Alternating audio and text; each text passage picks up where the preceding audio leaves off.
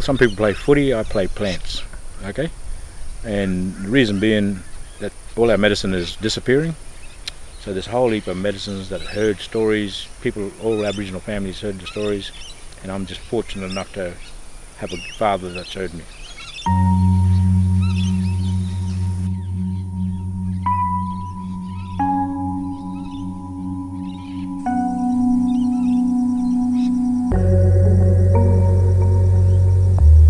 I've been waiting up all night.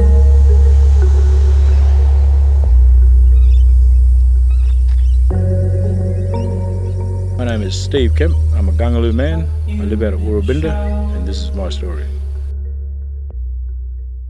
This is what they call a lemon-scented gum, and it grows very well around our Woorabinda area. Anyway, what it is a citronella, if I say that word right. But what that means is it's an insect repellent. So back in the old days, we'd grab a leaf, probably preferably these greener shoots.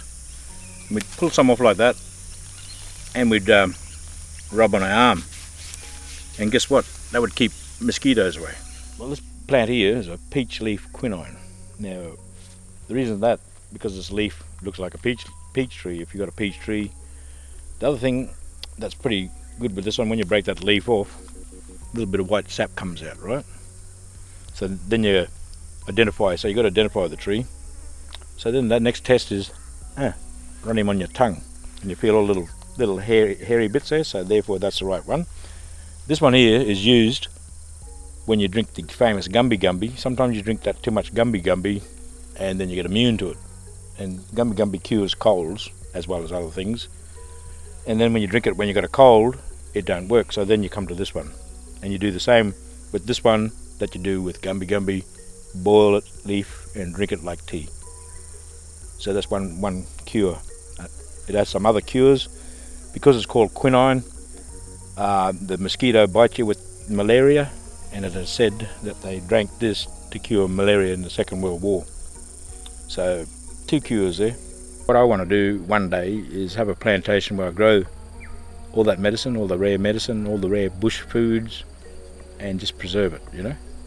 And if I want to get the goannas, well, there's not enough goannas around, so one day I'm going to breed goannas and put goannas back into the bush.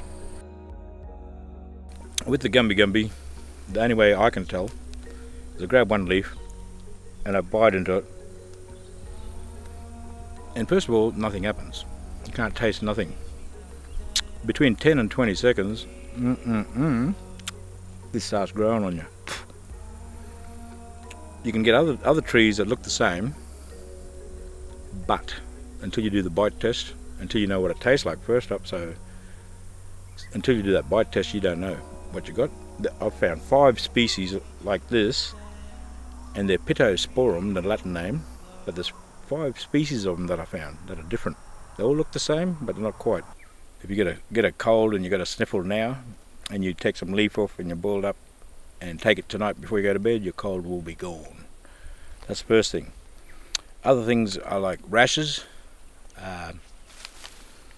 What Dad used to do, he used to get this and boil it up and put get an old sheet and rip that up and wrap it around your leg, and that would cure your rashes.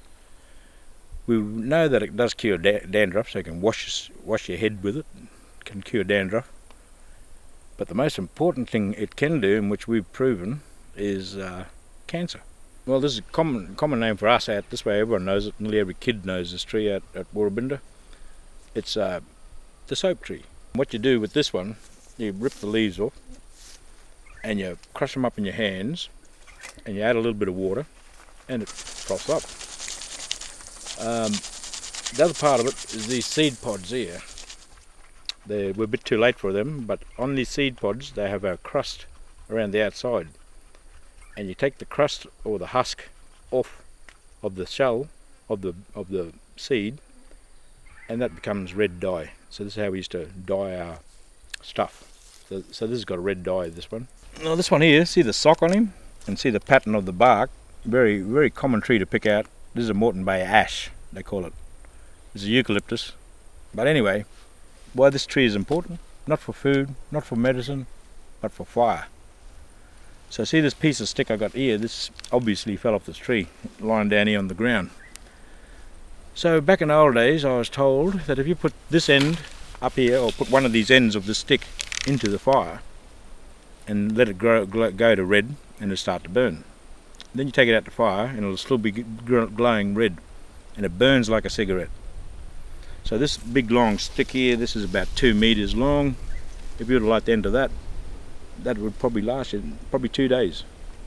So instead of doing the old light the fire up with the rubbing of the sticks, and that took a lot of effort, we'd make sure we had a Moreton Bay ash stick if we wanted to move camp, and then if the rain came along, we'd put that up a hollow log to protect the fire, or put something over it, you know, to protect it from the rain, and you'd never have to light a fire again. So you know, if you had to rub sticks together every day, that would be a bit of an effort, you know, but this is the way we used to do it. And with this stick here being 2 meters long, if we lit the end up, like I said, last you 2 days. My great passion in life, because I'm living out in the bush now, I used to be a city slicker, but now I can look at the animals and the trees and the land the way that my dad told me, and then utilise the medicines and record the medicines for the younger people when they come along.